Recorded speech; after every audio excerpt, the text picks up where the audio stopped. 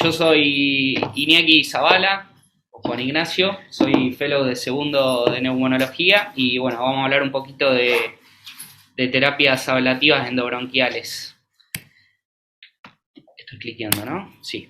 Bueno, como hoja de ruta un poco de la clase, lo primero que vamos a hablar son las indicaciones y contraindicaciones de las terapias ablativas endobronquiales, una clasificación de las mismas, vamos a hablar un poco de cada terapia en individual y en ese momento vamos a mostrar algunas imágenes.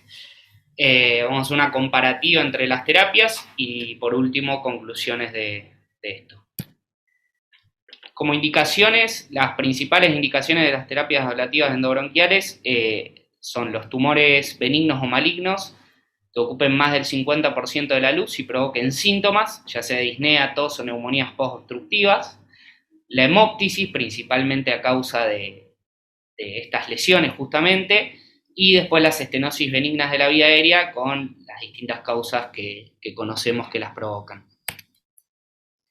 Como contraindicaciones, hay contraindicaciones absolutas y contraindicaciones relativas. Dentro de las absolutas se habla de la compresión extrínseca, salvo en el caso de la braquiterapia, que esto también es algo que es un poco controvertido porque en general se habla de que la braquiterapia podría servir a veces para lesiones submucosas, pero no tampoco para la compresión extrínseca. O sea que la compresión extrínseca sería algo que queda un poco afuera de estas terapias.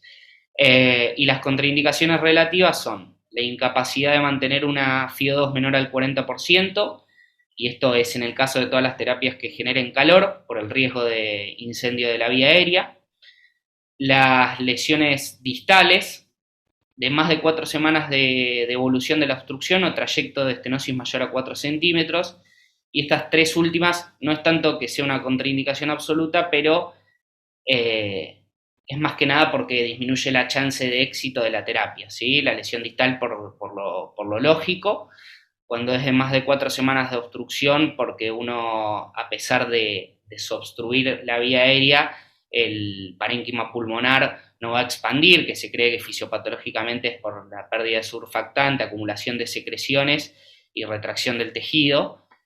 Y cuando el trayecto de la estenosis es mayor a 4 centímetros, esto hay algunas opciones para poder tratarlo, que serían la braquiterapia, a veces que sirve para lesiones de más de 4 centímetros, o combinar distintas terapias, o sea, poder utilizar, por ejemplo, un láser, dilatación bronquial y colocar una prótesis que recubra el trayecto de esta lesión.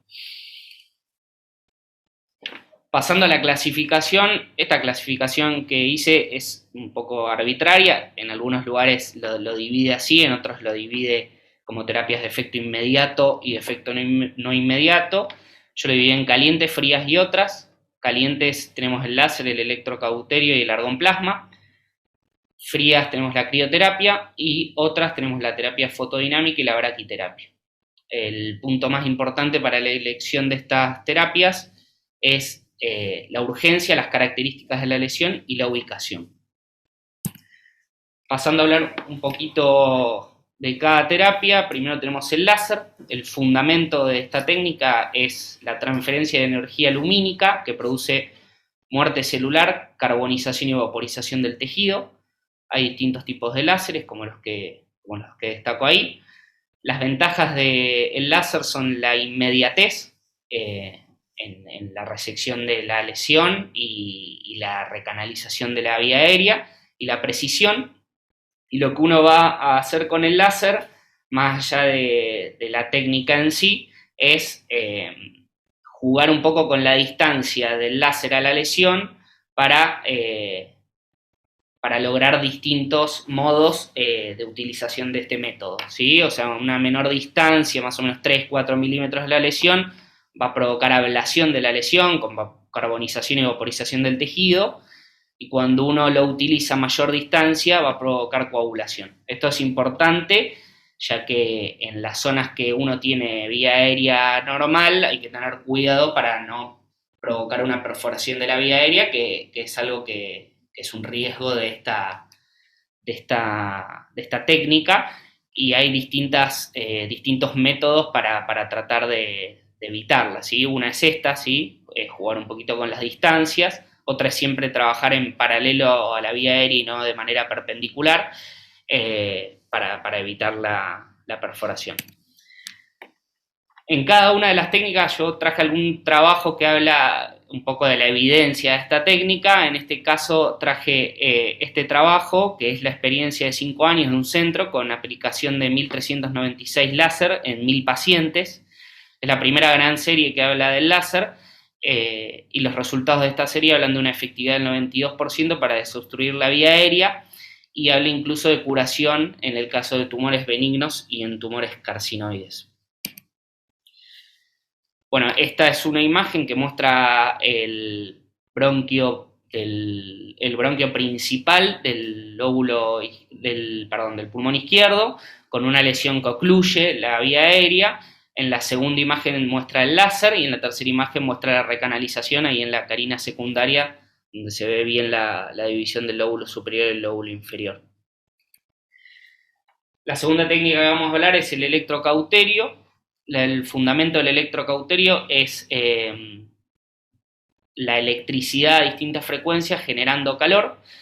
Se hace a través de un catéter monopolar que genera un flujo de electricidad hacia el cuerpo del paciente y vuelve desde una placa a tierra que está colocada en el brazo del paciente en general. Dependiendo de la frecuencia del electrocauterio será el modo que utilicemos, ¿sí? A alta frecuencia ablaciona y a baja frecuencia coagula, un poco como hablábamos en el láser con la distancia, y es una técnica que requiere de contacto, ¿sí? Entonces uno puede tener distintas herramientas adaptadas al electrocauterio para lograr distintas cuestiones dependiendo de la lesión que tengamos enfrente, ¿no? En esta foto de izquierda a derecha, primero se ve un argonplasma ahí que se coló en la foto, pero después se ven los distintos electrocauterios y las distintas herramientas que uno tiene, ¿no? En la primera se ve un forceps, en la segunda se ve simplemente el electrocauterio, que a veces puede servir también para biopsias. La tercera es un ASA, un electrocauterio en ASA, que a veces sirve para lesiones polipoideas, con la ventaja de que mantiene la arquitectura y se puede analizar de la anatomía patológica bien de la lesión.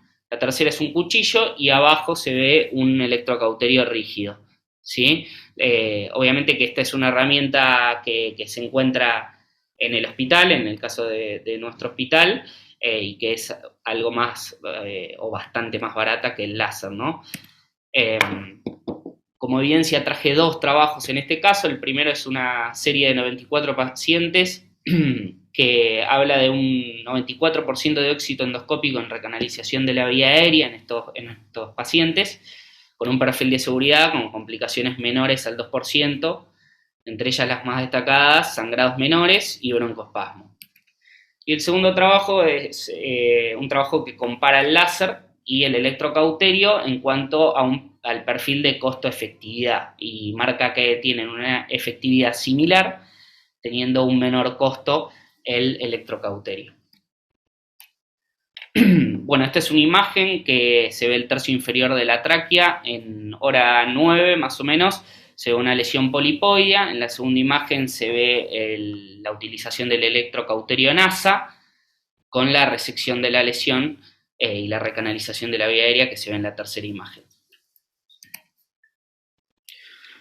Pasando a la siguiente técnica, el argón plasma coagulación. El fundamento de esta técnica es el flujo de gas hacia un electrodo generando electricidad.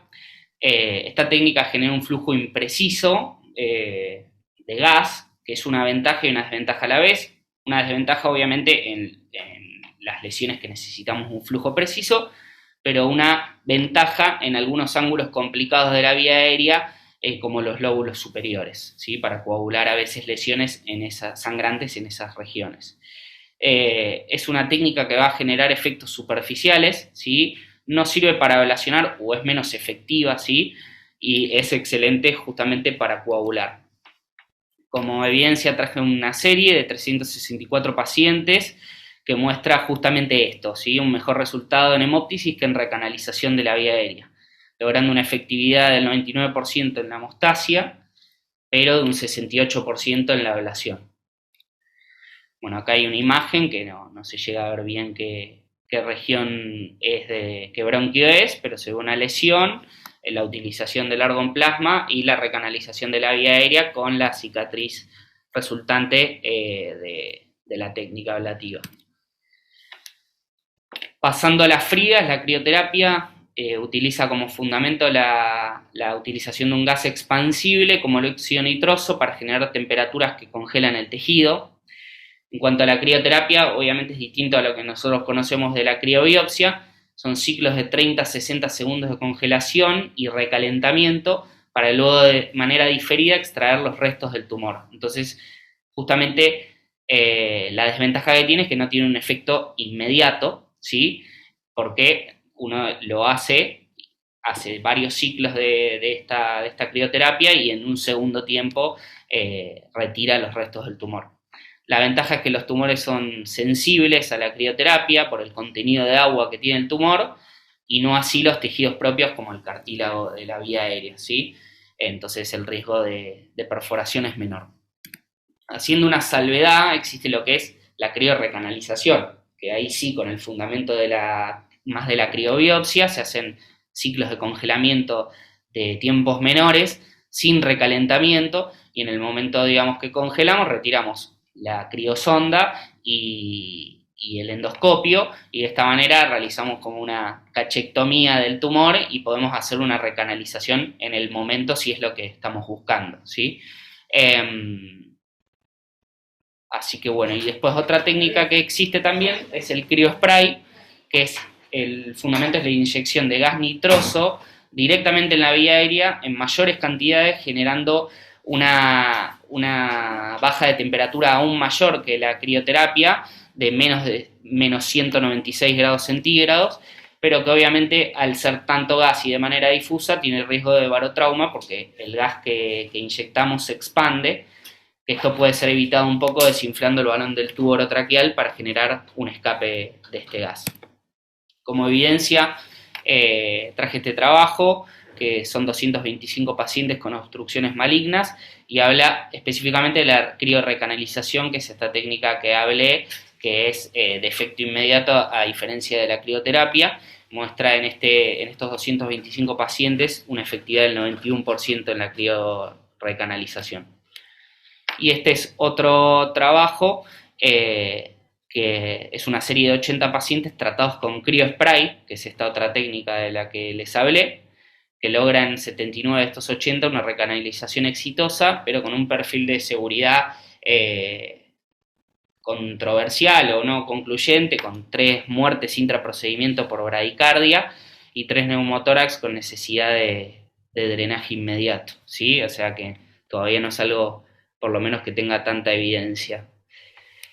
Esta es una imagen que muestra la crioterapia, ¿sí? En la primera imagen se ve el bronquio fuente izquierdo en la carina secundaria en su división, y en hora 3 aproximadamente se ve una lesión exofítica, parece hipervascularizada.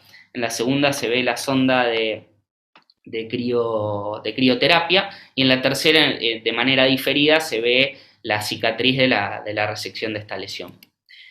Y esta es una imagen de criospray que la verdad es que no muestra demasiado, pero es para que se vea cómo se realiza de manera más difusa, ¿sí? El área que se congela es mucho mayor.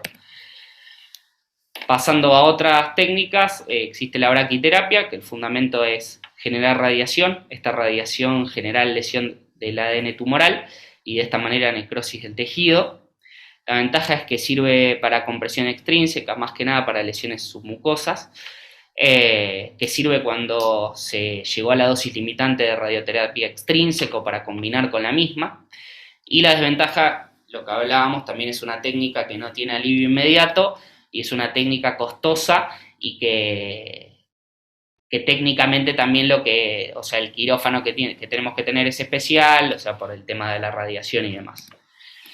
Como evidencia traje este trial randomizado, que randomizaban 2 grupos a radioterapia externa sola o a radioterapia y braquiterapia, y los resultados mostraban que había mejor control local en el grupo combinado y mejor sobrevida con significancia estadística borderline en el grupo combinado también. Por último, la terapia fotodinámica, el fundamento es la muerte celular por especies reactivas de oxígeno.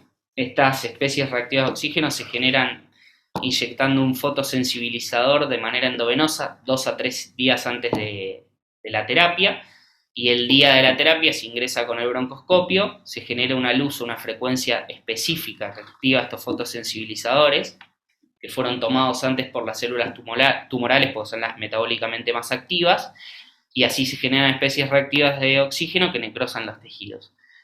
Las desventajas, como la braquiterapia, es el costo y también la falta de un efecto inmediato, ¿sí? Este también es una serie de 100 casos en el que mostraban que la terapia fotodinámica mejoraba los resultados espirométricos y de la estenosis de un 85% a un 17%, en promedio, digamos, y en los pacientes con peor performance status mejoró la sobrevida con significancia estadística. Esta también es una imagen del lóbulo inferior izquierdo con una lesión exofítica, también hipervascularizada, medio como con mucosa en empedrado, en la carina de división del lóbulo inferior.